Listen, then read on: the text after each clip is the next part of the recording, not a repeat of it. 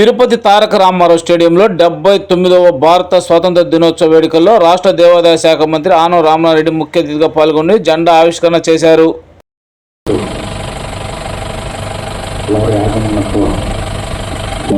అయిందని వారికి సగర్వంగా తెలియజేస్తున్నాను.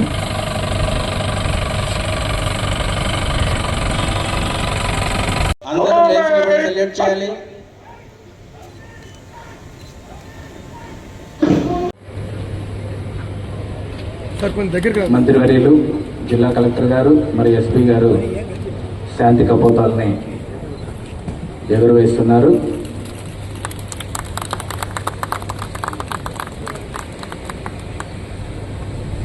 మరియు 3 వన్నెల్లో ఉండేటువంటి కాషాయం, ఆకుపచ్చ, తెలుపు రంగులో ఉన్నటువంటి బెలూన్స్ కూడా ఎగురవేస్తున్నారు.